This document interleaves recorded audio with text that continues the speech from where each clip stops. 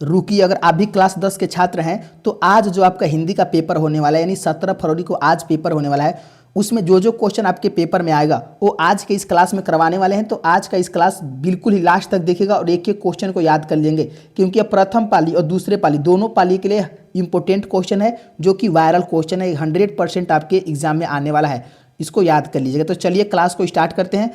पहला क्वेश्चन देखिए और इसका आंसर लगाइए। बाबू देखिए, सारे क्वेश्चन का आंसर कमेंट में दीजिए ताकि आपको पता लगे कि आप कितना याद किए हैं। तो पहला का आंसर लगे कि मगम्मा के परिवार के कुल कितने सदस्य थे।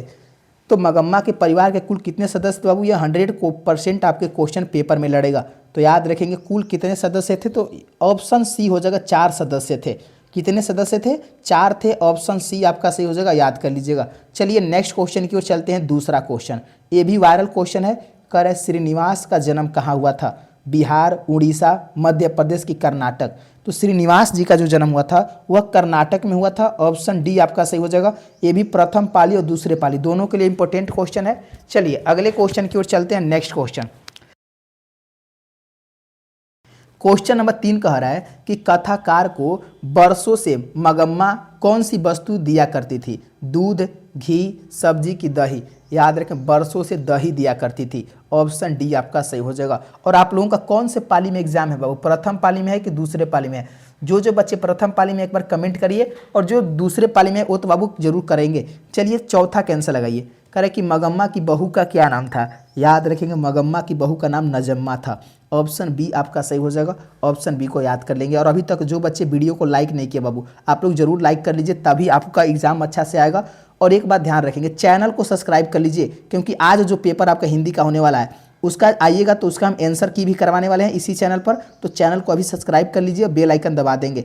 चलिए पांचवा कैंसर लगे, करें कि दही वाली मगम्मा किस भाषा से रचित कहानी है। तो दही वाली मगम्मा जो है कन्नड़ भाषा में लिखा हुआ है। किस भाषा में, कन्नड़ भाषा में लिखा हुआ है। ऑप्शन सी आपको एकदम याद कर लेना है। चलिए नेक्स्ट क्वेश्चन देखते हैं। छठवां क्वेश्चन कह रहा है डॉक्टर भीमराव अंबेडकर की मृत्यु कब और कहाँ हुई थी।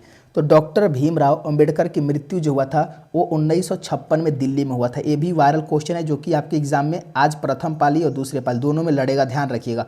अगला क्वेश्चन देखते हैं, सातवां क्वेश्चन कि डॉक्टर भीमराव अंबेडकर का जन्म कब हुआ था। तो याद रखेंगे, डॉक्टर भीमराव अंबेडकर का जो जन्म है 14 अप्रैल 1891 में हुआ था। ऑप्शन डी आपका सही हो जाएगा। और देखिए वो क्लास को लास्ट तक देखिएगा, बार बार बोल रहे हैं, ये सब क्वेश्चन याद कर लीजिएगा। अगले क्वेश्चन की ओर चलते हैं। आठवां क्वेश्चन कह रहा है कि अंबेडकर की दृष्टि में भाईचारे का वास्तविक रूप कैसा होता है। तो अंबेडकर की दृष्टि में भाईचारे का जो वास्तविक रूप है दूध और पानी के मिश्रण की तरह, किसके तरह होता है, तो दूध और पानी के मिश्रण की तरह होता है, यानी ऑप्शन बी आपका सही हो जाएगा। ऑप्शन बी को याद कर लीजिएगा। चलिए अगले क्वेश्चन की ओर चलते हैं। 9 क्वेश्चन, क्वेश्चन नंबर 9 कह रहा है कि भारतीय संविधान के निर्माण में महत्वपूर्ण भूमिका किसकी है। तो भारतीय संविधान के निर्माण में, तो ये तो सारे बच्चों को क्वेश्चन मालूम हुआ, किनकी है बाबू, तो भीमराव अंबेडकर जी की है। एक क्वेश्चन आया हुआ है पेपर में, आज आपके एग्जाम में रहेगा, तो इसको लगा दीजिएगा आंसर। चलिए 10 का आंसर लगाइए कि सभ्य समाज की आवश्यकता है।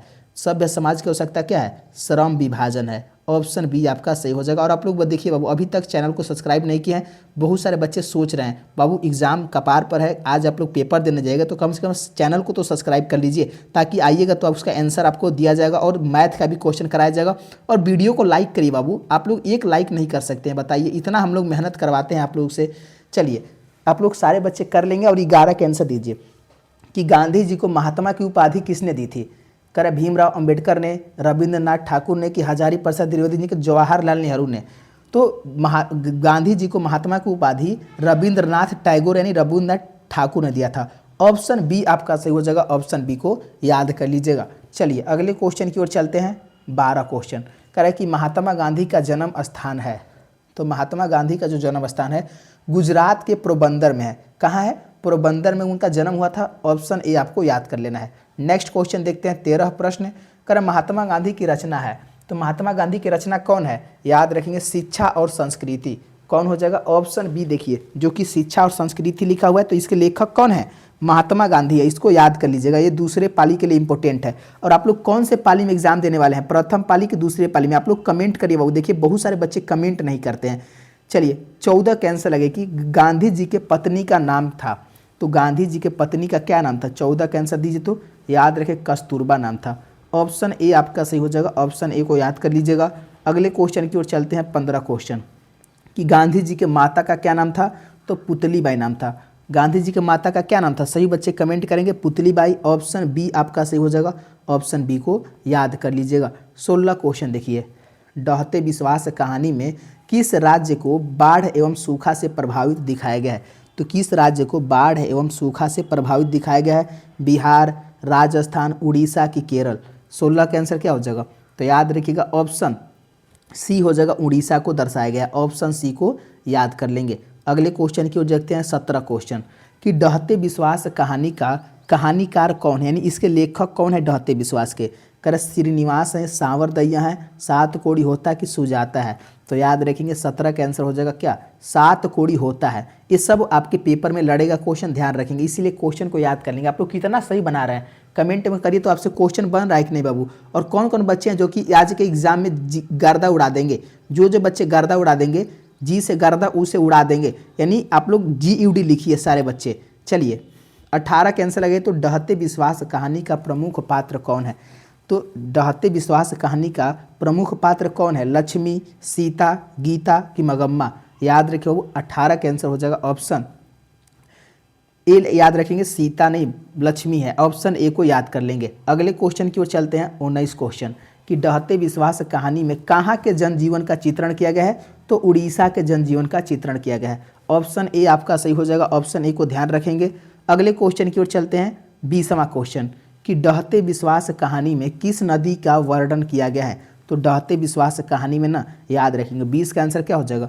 तो महानदी का वर्णन किया गया है। ऑप्शन बी आपका सही हो जाएगा, ऑप्शन बी को याद कर लेंगे। चलिए बहुत थोड़ा फास्ट आंसर करिए आप लोग। 21 कैंसिल है कि विष के दांत कहानी किस वर्ग के अंतर विरोधियों को उजागर करती है? तो याद रखेंगे मध्यम वर्ग के। 21 का आंसर क्या हो जाएगा? ऑप्शन सी हो जाएगा, मध्यम वर्ग के कहानियों को उजागर करती है, ध्यान रखेंगे। और आप लोग लाइक करिए बाबू, देखिए आप लोग को इतना कहने के बावजूद भी आप लोग लाइक नहीं किए हैं। चलिए 22 का आंसर लगे। तो कासू मदन के साथ किस खेल में शामिल होना चाहता था? याद रखिएगा किस खेल में? तो लट्टू के खेल में शामिल होना चाहता था। ऑप्शन डी आपको याद कर लेना है, ऑप्शन डी सही हो जाएगा। तो एक बार कमेंट करिए बाबू कि आपकी तैयारी पूरी हो चुकी है ना? सारे बच्चे सिस्टम फाड़ देंगे, SF कमेंट में लिखिए, एस से सिस्टम, F से फाड़ देंगे। तो सारे बच्चे लिखेंगे SF अगर तैयारी पूरी हो चुकी है तो। चलिए 23 कैंसिल है कि सेन साहब किसी के व्यंग से ऐठ कर रह गए थे? तो सेन साहब जो थे पत्रकार महोदय के व्यंग से। ऑप्शन ए आपको रट जाना है, ऑप्शन ए सही हो जाएगा। चलिए अगला क्वेश्चन देखते हैं, 24 क्वेश्चन कि मदन की उम्र क्या थी? तो मदन की जो उम्र थी कितना थी बाबू? 24 का आंसर याद रखेंगे, ऑप्शन ए हो जाएगा 5 से 6 साल थी। ऑप्शन ए आपका सही हो जाएगा, ऑप्शन ए को ध्यान रखिएगा। अगले क्वेश्चन की ओर चलते हैं, नेक्स्ट क्वेश्चन 25 क्वेश्चन कि मदन किसका पुत्र था? मदन जो है बाबू याद रखेंगे गिरधर का पुत्र था। ऑप्शन बी आपका सही हो जाएगा, ऑप्शन बी को याद कर लेंगे। अगले क्वेश्चन की ओर चलते हैं, 26 क्वेश्चन कि विनोद कुमार शुक्ल का पहला कविता संग्रह लगभग जय हिंद कब प्रकाशित हुआ था? तो जय हिंद जो है लगभग जय हिंद यह कविता विनोद कुमार शुक्ल का कब प्रकाशित हुआ था? तो 1971 में हुआ था। ऑप्शन बी आपका सही हो जाएगा, ऑप्शन बी को याद कर लीजिएगा।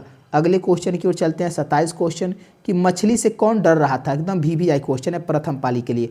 तो मछली से कौन डर रहा था बाबू? याद रखेंगे संतु डर रहा था। ऑप्शन ए आपका सही हो जाएगा, ऑप्शन ए को याद कर लीजिएगा। चलिए 28 का आंसर लगाइए, करें कि किस मछली की आंख में लेखक अपनी परछाई दिखाना चाहता है? यानी किस मछली की आंखों में लेखक अपना छाया यानी परछाई दिखाना चाहता है? नीचे दबी हुई मछली, तैरती हुई मछली, छोटी मछली की सबसे बड़ी मछली? तो 28 के आंसर याद रखेंगे नीचे दबी हुई मछली की। ऑप्शन ए आपका सही हो जाएगा। अगले क्वेश्चन की ओर चलते हैं, 29 क्वेश्चन करें कि किस मछली की आंखों में झांकने से अपनी परछाई नहीं दिखती?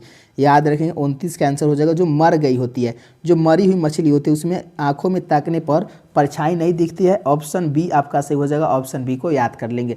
अगले क्वेश्चन की ओर चलते हैं, 30वां क्वेश्चन कि मसाला कौन पीस रही थी? तो मसाला कौन पीस रही थी? देखते हैं कौन बच्चे सही आंसर लगाते हैं। लेखक की माँ जो है मसाला पीस रही थी। ऑप्शन बी आपका सही हो जाएगा। तो बाबू अभी तक जो बच्चे लाइक नहीं किए लाइक कर लेंगे, शेयर कर देंगे और सब्सक्राइब कर लेंगे, क्योंकि अभी 30 क्वेश्चन ही कराए हैं, तुरंत सब्जेक्टिव क्वेश्चन लाने वाले हैं। तो आप लोग चैनल को सब्सक्राइब करके शेयर कर दीजिए दोस्तों को कि तुरंत सब्जेक्टिव वायरल लाने वाले हैं। तो मिलते हैं अगले क्लास में। धन्यवाद दोस्तों, जय हिंद दोस्तों।